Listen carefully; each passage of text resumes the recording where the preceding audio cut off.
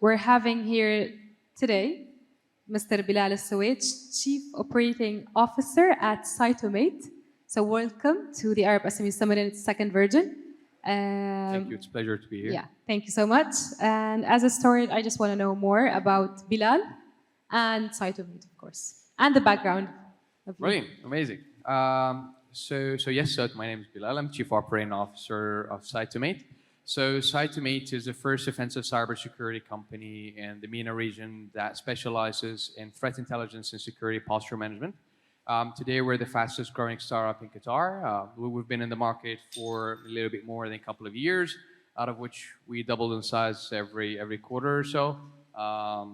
We're on the track of developing sophisticated cybersecurity to cater the local needs of Qatar and our regional countries and eventually internationally. Prior to that, I used to be a venture capitalist with Qatar Development Bank, where I used to invest in early stage companies, seed, Series A, and onwards as well in certain cases. Well, we work on closely with startups, founders, entrepreneurs to deliver that value. Qatar Development Bank is a DFI by nature, so a developmental financial institution. They operate venture capital programs, but they're not a fund. They're not a VC fund. So they have a different mandate on understanding investments, and they're catered toward startups.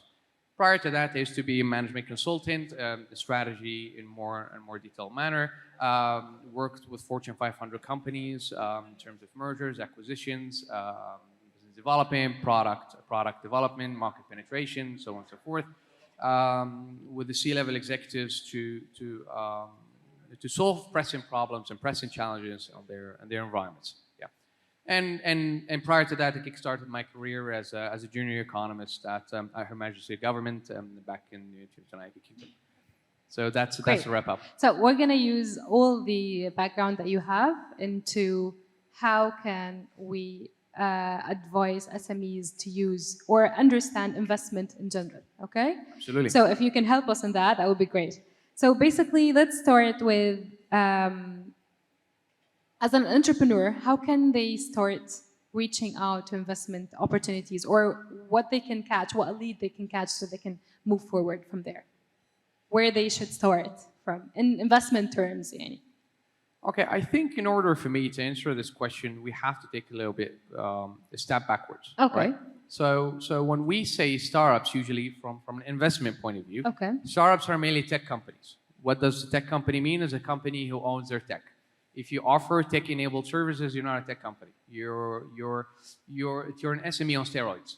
That's exactly how it goes. On the other side of the equation, these two segregated different kind of businesses have different investment needs and different investment communities to work on. Okay. So if we talk about tech companies, they usually go for venture capitals or comparable investment authorities or comparable investment funds that are targeting technology companies per se. Or if we're talking about SMEs or other kind of businesses, they have a different community of investments, which can be family offices, corporate arms, grants, research institutions, so on and so forth. So in order for a company to understand, they have to understand their business first. Okay. They have to understand who are their community, the investment community that they're targeting, and whether they are investable or not. Because the first things first, whether you are on this side of the equation, being a tech company or a non-tech company, investors don't invest in ideas. Of course. So they invest in established companies with established business models, with established. So being established, it does not mean you're generating that amount of revenue, but at least you are on the track of doing so. The investing in revenue does not make sense to investors. I mean, investing in ideas does not make sense to investors because ideas simply are just ideas on paper. So they have to get their paper together, their documents, their business together. Okay. So yes. So one, you have to know the market that you operate in very well. You have to build something or create something the market actually needs. Otherwise, you'll be building something that no one needs. We have seen many examples of founders trying to perfect products and trying to build products, but in reality, the market does not really need them. It's just, it satisfies them, does not not the market. necessarily satisfy the market, right? Okay. And in order for them to move ahead, they have to establish a clear business plan of how that works, because investors do invest for a living. And if they see potential in your company, they see possible return on their investment, whether on tech or non-tech. Yes, that's what I want to ask about. And why would they choose me, for example, not that person? Even if we just like pass, let's say the checkpoints, all the checkpoints that investors are looking for, but why would he choose someone and not the other one? Right. So investors comes in many different shapes and forms, right? So personality, the investor personality would affect his decision of investing. With that. I would say it's more than just a personality. Okay, so we have investors with different risk tolerance. So we have investors that they want to come at a later stage, where the company is much more established, revenues are more stabilized, the teams are already there. So they inject a considerable amount of money, but at the end of the day, it's a form of their hedge against their risk, right? Okay. There are some other kind of investors that they come at a very early stage, which they understand these businesses, or what we call them thematic investors, which they are sector focused. They focus on a certain sectors, they focus on a certain industry, and they understand it better. They are as well sector agnostic investors as well, which they invest in a wide variety of businesses and wide variety of verticals as well. Again, so they would choose me based on. So okay, so they would choose you based on their investment thesis. So an investment thesis is their understanding how investments work on their end, which highlights their risk understanding, the industry that they want to operate in. Do you fit the math in their formula? Does that business make sense on the market? Is your business model understandable? Are you generating revenue? Are you growing? So you have to be at this level to start thinking of grabbing investment opportunities. Yes. So you have to be investable for investors to approach you, or you approach investors. In reality of the matter, if your company is investable, you will not struggle to find finances. Then it will become a game of who's bringing more value to the company on top of the capital that they bring. Because like you have a lot to choose from. Exactly. Okay, so you have to be careful to whom you're gonna choose. Sorry. So, all right. So what advice do you provide, or how can they like? What advice do you provide to Arab SMEs to actually be able to be invested in? Okay, most of them are looking for investment. Maybe it's the first thing that they want to do when they start their business. I want to get an investment. This is like the mindsets, okay? But they don't know that they're not ready yet. So being ready or being investable is the first advice. What else they should be doing? All right. So if we're talking about tech companies per se, so tech companies usually prefer the road to venture capital for obvious reasons, right? Because they bring much more than capital. They bring networks. They bring clients. They bring expertise which they don't necessarily have, at least at that stage, because they usually capitalize on a large portfolio of companies with a track record of how these business models have evolved around time. So they bring experience to your company on top of the capital, right? On the SME side, you have as well to approach business or investors that understand your business. So how can they approach them? Is there like a hub where they can go to approach investment, or they should do like their own research? Usually now it's more easier than before to approach investors. So if it's a fund, you can. So okay, it's either so the best way possible until today, which is proven to get investment, is through facilitation or introduction. Oh. Yes. Okay. Warm intros works like magic. Okay. Yes. So if I facilitate an intro to another investor, which he understands that I have a core understanding of how investment works, he takes it more seriously, he understands it better, and he believes there is value to be driven out of it. Okay. So now moving back to Cytomate. Yeah. Tell us this story, investment perspective, related to Cytomate. How did you guys reach where you are? Wow. So my story with Cytomate is a bit out of the box. So Cytomate was. So such cases happen. You don't really have to follow the rules. No, right? We did follow the rules. Okay. Well, so we did follow the rules. Okay. So let me give you a bit of a context. So I used to work at Qatar Development Bank as a venture capitalist, and Cytomate was one of my portfolio companies that I invested in from QDB side. Okay. And then I jumped to be on the operator side, on the Cytomate side. So Cytomate is no exception. So they become investable, and they gain traction. They build a team. They have built their product. They started attracting clients, and they started expanding into markets. And then they started gaining interest of investors across. So the journey is no exception for Cytomate as well. Yes, we were more fortunate to have partners that understand the market that we operate in. So in terms of cybersecurity, we operate in a virgin market when it comes to the MENA region, because we are giantly profit centers for international companies that operate in our countries, right?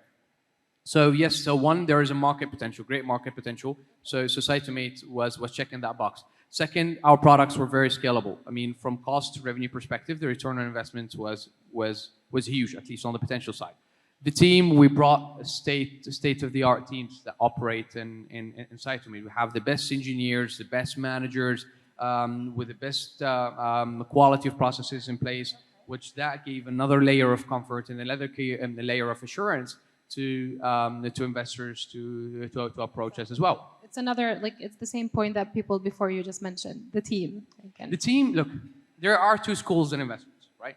The first school is that they invest in business models, they invest in a company, they invest in industry.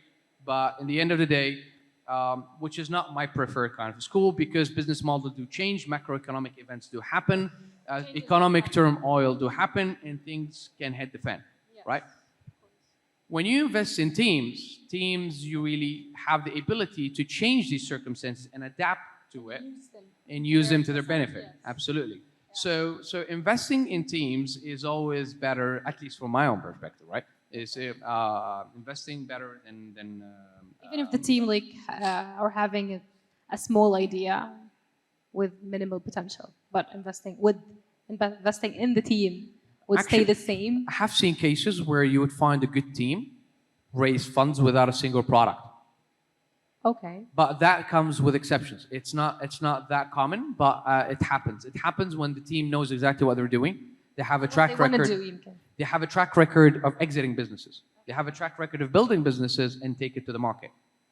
So it becomes much more easier for them to do so. Back to Cytomate, we were talking about yes, the journey. Absolutely. So back to Cytomate. So back to Cytomate, from scalability perspective, we were very scalable. We had the moat around what we do. We are the only company operating today in the MENA region that does what we do. We were growing super fast. We're having proprietary technology, so whatever we built entirely in-house. It's a full mechanism in place that we have built upon. So we checked the boxes for investors to approach us, and we made sure we do it right. So it's not the way around. They check you, so they reach you out, or you reach. Well, they're going to put money in your company, right? Okay. So they're going to have to check their boxes. Okay. Right. All right. So, all right. So for Cytomate, what is the next step, or what are you looking for in the future? This is my last question, and we're going to close it there. Actually, so or if you want to add something else, just let me know. So for Cytomate, we are doing something very exciting today. So we are raising the largest seed round in Qatar, as we speak, and we anticipate to close it in the next couple of months or so.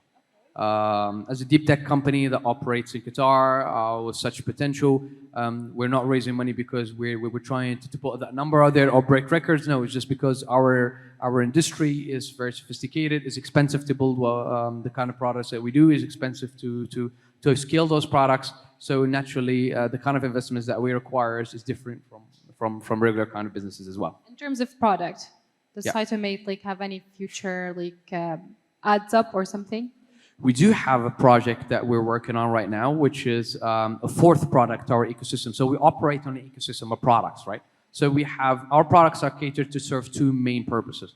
One is development of threat intelligence, and second is security posture management for corporates and larger enterprises as well, right?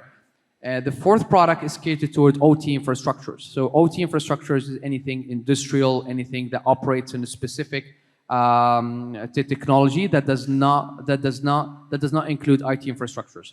So the IT infrastructure has their own security and cybersecurity environments, in the OT, like gas plants or electricity plants or manufacturing utilities, hospitals, they have their own because they use hardware more than software. So the security controls for them are very different, and we're building now technology to cater those as well. Yes, and we're on the track to launch it in 18 months per se. So my last question. Please. How is the experience for Cytomate as exhibitor at the summit? How is everything going? Oh, it's great. I mean, we're lucky to be the only cybersecurity company here. Okay. So you that's are fun. Yeah, among yeah. like I think 200 Absolutely, something. right. Okay. Okay. So we are the only cybersecurity company here. Interesting. We got to meet interesting people with interesting policymakers with interesting backgrounds as well. Okay. Understanding the markets that they operate in, the understanding the businesses they're trying to have, the challenges that they have Have as you well. got any deals or have you talked to anyone? Deals, no, because the nature of our business is really more. Yeah, okay. exactly. So no, I wouldn't say deals, but we're on the track on forming interesting partnerships with a few of the stakeholders that we've met as well. Yes, absolutely. Okay, perfect. Yes, sir. Thank you, Bilal. شكرا كثير لك. Thank you very much. Oh, enjoy your time at the summit. The pleasure Thank is you all so mine. much. Thank you.